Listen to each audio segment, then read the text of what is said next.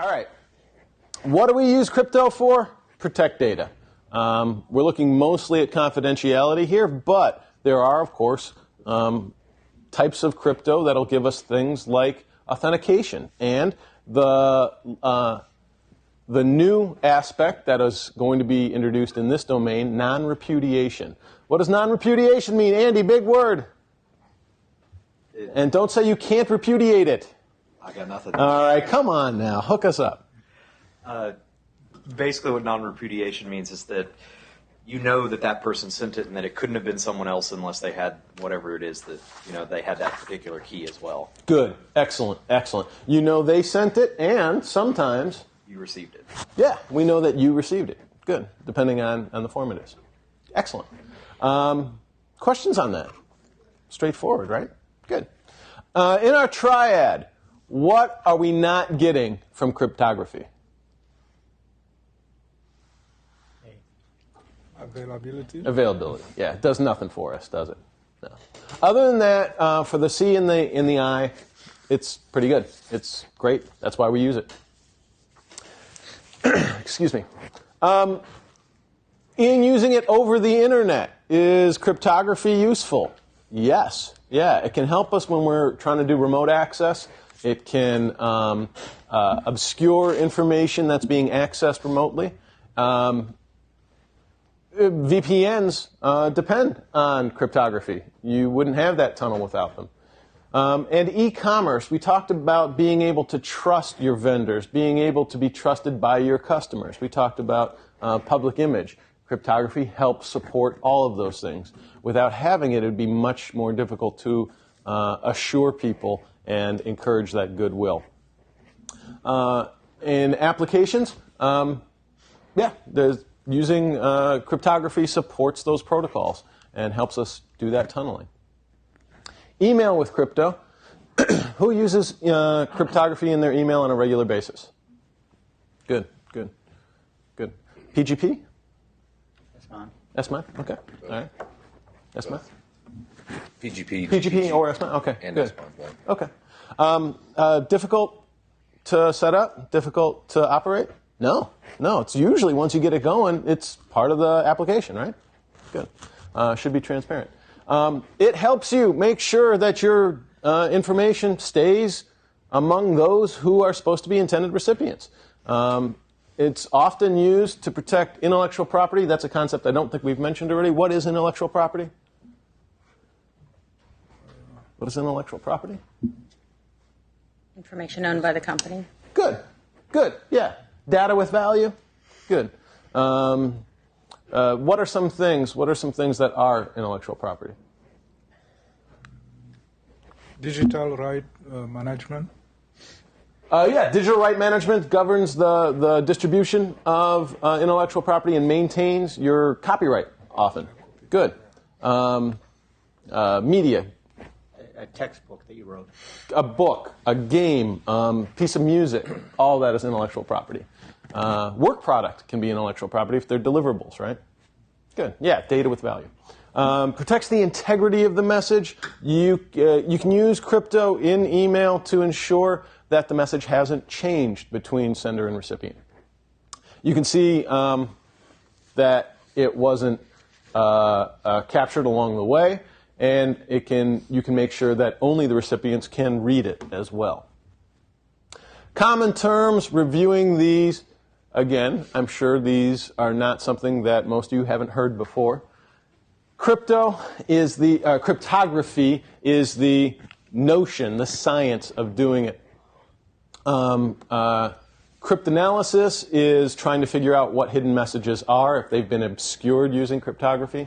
And a crypto system is an actual device or operation for encrypting and decrypting data. Straightforward. Algorithm, mathematical function that can be used to decrypt and encrypt and decrypt data. Key, also known as a crypto variable, it's what you feed into the algorithm along with the data to make sure that only the intended recipients can read it. The key is that unique identifier that makes the confidentiality possible. Key space. For a given algorithm, the number of possible keys that can be generated is the key space. Why is that important? Why is the concept of the number of possible keys in an algorithm important in terms of confidentiality? It affects brute forcing. Exactly, exactly. If you didn't have a huge number of keys, then somebody who had access to that system or a similar system could just feed all the keys through and try to find out which one matched up with the encrypted, the ciphertext of your message. Good. Key clustering. Again, this is a problem that we can have where the same key comes, or different keys come up with the same ciphertext. What would be the problem with that? Who cares? If it's not the right message, why do we care if it ends up in the right? If it's not the correct plain text, why do we care if it ends up being the same ciphertext?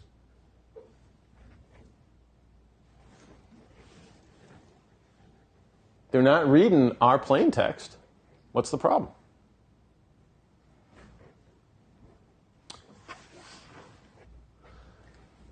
Can't prove integrity of the message.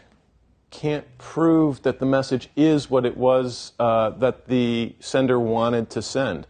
Problem with that is, especially when it comes to things like forensics, when it comes to things like validating the information, if someone can prove that the same ciphertext could be generated by multiple different kinds of plain text, then you can't prove that that thing was what it was when it was sent. That's a problem. That's a problem. If I can't be sure that your digital signature was actually the right one on that contract, then I can't hold you to it. Plain text. Plain text is that data unadulterated, human readable. Ciphertext is the encrypted stuff, the gibberish. Encrypting it, turn the plain text into the ciphertext, decryption. Guess what? Joan, what's decryption? Decrypting it. Good, very good, awesome. I told you I was going to pick on you guys today. Algorithm, did I repeat that twice? I did, didn't I? Bad teacher. All right. Substitution. Any questions about the common terms? Substitution. Andy, 6th grade answer. What do we do when we substitute stuff? We bring in another teacher. Good. Excellent. Yes. Perhaps should. We're replacing stuff to obscure the message. Monoalphabetic, meaning you're just taking one letter, one character, exchanging it for another. Message becomes nfd. Homophonic, one to many. What you're doing is not only you swapping out the letters of the plain text to create the ciphertext, but you're adding some other letters as well. Instead of making M to N like we did up here, we're making M to NAF. And our message gets a little more difficult to decrypt. Polygram, we're doing block to block. I am not exactly sure how we got from here to there. Can anyone decrypt that one or see what we did for that operation? Good, me neither. All right, polyalphabetic, you're using multiple alphabets. In this case, is that a Chinese kanji? Yeah? Huh? I'm not Good. sure. You've been to China, haven't you, Matt? Looks awfully Japanese. Oh, is it Japanese? Okay, all right. Yeah. Is it another way of obscuring data? Absolutely. Cyrillic is another good one. There's that famous example of using Navajo code talkers during World War II because there were a lot fewer of them in Europe, and Navajo was a good way to obscure battlefield messages. Transposition and permutation. Instead of just simple substitution, swapping out characters for characters, we're going to reorder it as well. In this case, we're just changing the order of how it goes. Why did we add the 00 on the end? Padding. Why are we padding? What does that mean? If you don't pad it, the message won't play out right. It doesn't fit the block anymore. Yeah, because we're using this format where we're making a 3x3 block, we need some multiple of 3 to be able to do that. Good. So we padded it out to the end. Excellent. Good. You have done this before. I'm luring you in with the easy stuff. Good. Confusion. Is that a cryptographic term or is that just a general term? Yeah. We can run an operation more than once to try to create a higher level of complexity and make it harder to decrypt stuff. Diffusion is moving the location of the plain text throughout it, adding more complexity. When we talk about the avalanche effect, we're looking at one little change to the message at all is going to make massive changes to our encrypted version. Why would we want that? Why would we want that? Because if your ciphertext responds in small changes that you make to small changes to your plain text, it's easier to decode it or to do cryptanalysis on it. Yes. We want to avoid making it easy to do cryptanalysis. We also, when it comes time, and we'll talk about this in a little while, when it comes time to do like hashing or something like that, when we want to protect the integrity of the message, we want to see the big changes on our end when there's been a little change made to the message. We don't want anyone to be able to tamper with the message in a small way and have it be ignored by the system. Randomness. We're going to talk about the difference between truly random and pseudo-random. These are terms that are going to pop up later on. Work factor. It talks about the amount of time it takes to decrypt something without having access to the key. Is there anything that cannot be decrypted? Is there an encryption methodology right now that is so strong it could never be decrypted?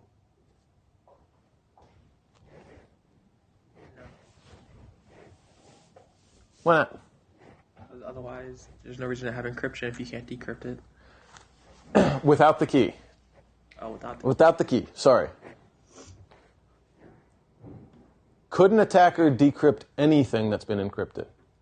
Given enough time. Given enough time. Given enough time. Most likely you could. There are some schema that would be completely, for all practical purposes, uncrackable because they might take 1,000 years with the current capacity.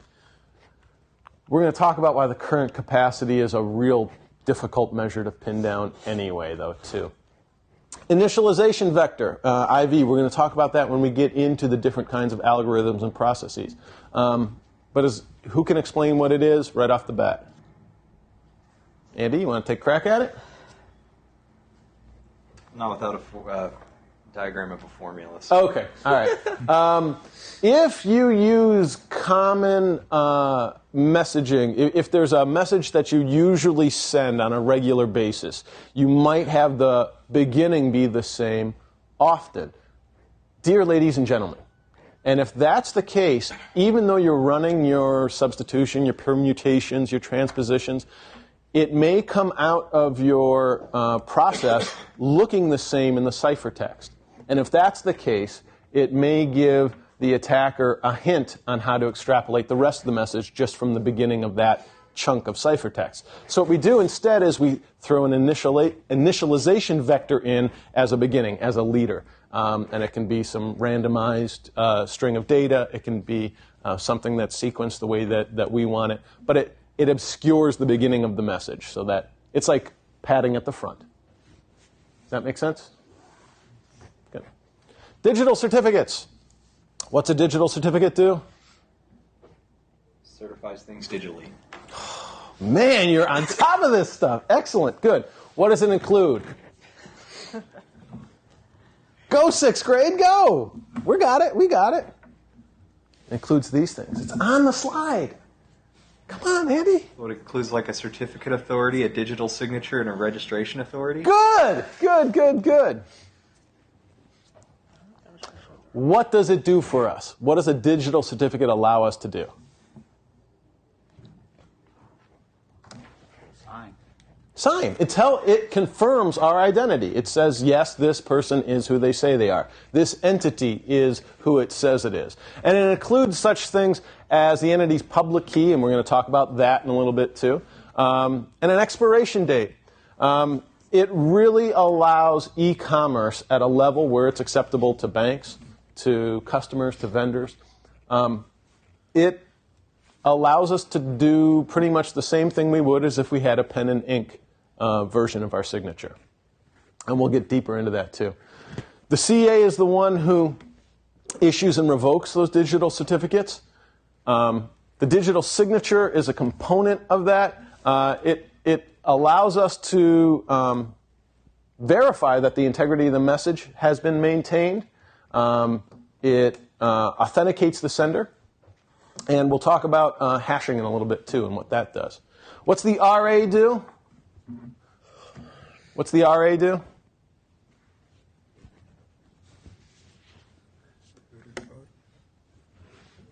Verify information or certificate request. Excellent. You have my one last piece of candy. Yes, they actually validate that the stuff that the entity who requested a digital certificate from the CA, they verify that that information is correct. What sort of data would they use to verify that? DUNS numbers. Good.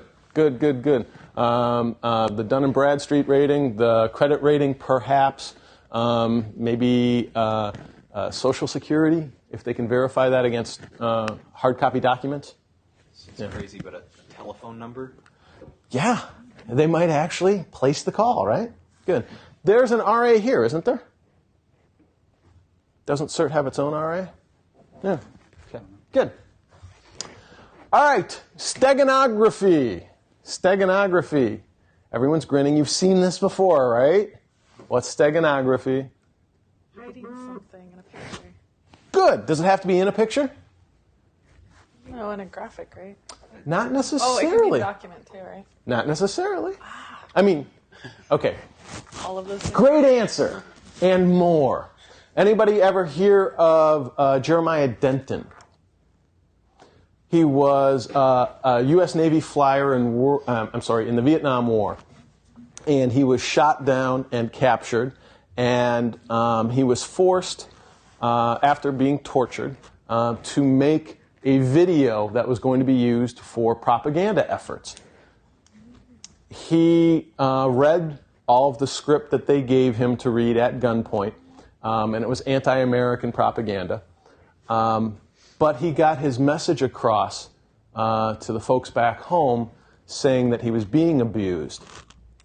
Gail, how'd he do it? Blinking his eyes. He blinked his eyes in Morse code. He spelled out I don't remember what he spelled. torture. Spelled out the word torture in Morse code while he's reading and being televised. That's pretty hardcore. That's pretty hardcore. Is that steganography? Sure. He's obscuring one message inside of another. The North Vietnamese happily passed that information out to the world press, not knowing that they were transmitting his message as well. They used a version of that in the movie Wag the Dog. Anyone ever see that one? Yeah. Do you remember what it was? Woody Harrelson, they do this fake thing where he's doing a propaganda thing, and he frays his sweater, and it says, Courage Mom on it. Well, yeah. Way to go, Woody. All right. So, yes, it's obscuring a message inside of another message.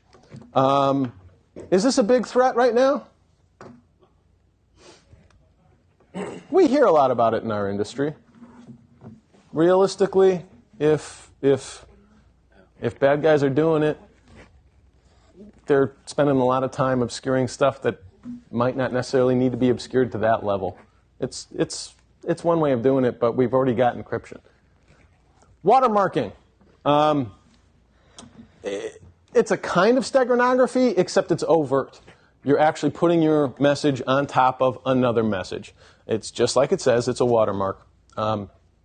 Did you keep any of the Chinese currency when you came back? Does it have watermarks embedded in it? You hold it up to the light and you can see the different images. I didn't pay attention. They did. They used to. The one used to have those. You see it on fancy paper sometimes. And often in government documents, sometimes they have the actual classification across the back of it. Color printers. Color printers have a form of steganography.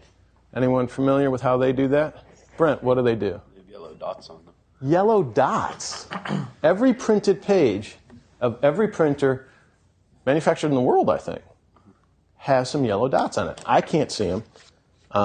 Where are they and what do they do? They basically say what printer it's coming from to prevent counterfeiting stuff. That's one explanation, yes, to prevent counterfeiting, but also to provide some traceability of that too. There are microscopic yellow dots in a certain pattern on every page printed by every color printer in the world.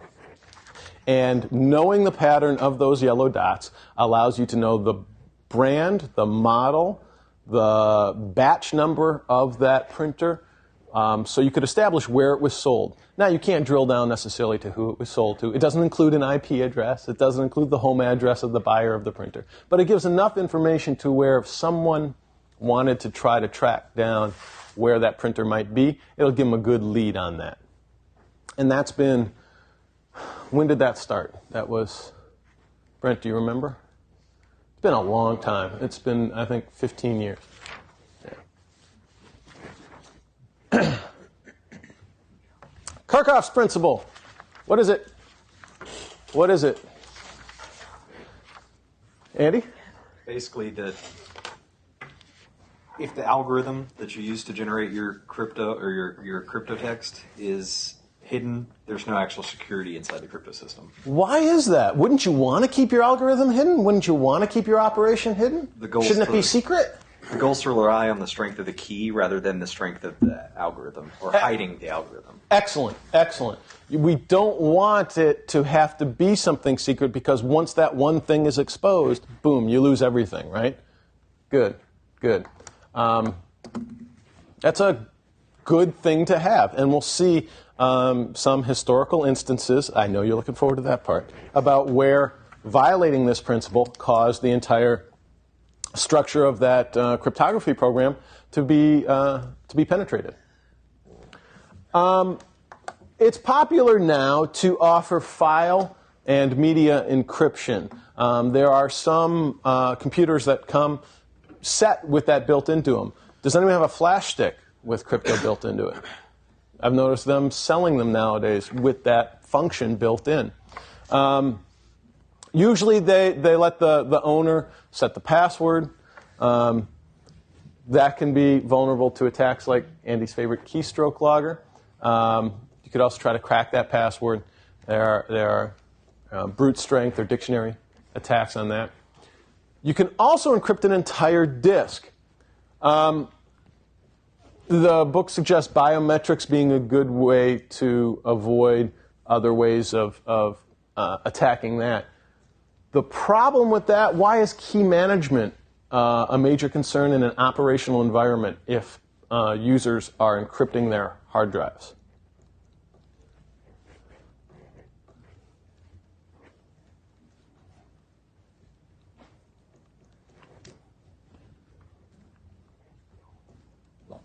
Lost keys, lost users. Yeah, all of the above, right? You created a giant point of failure right there. If you can't recover that data because it's been locked so well that only that one person can get back to it, or that one person has forgotten it, which happens also. That's, of course, if they're storing it to their local drive.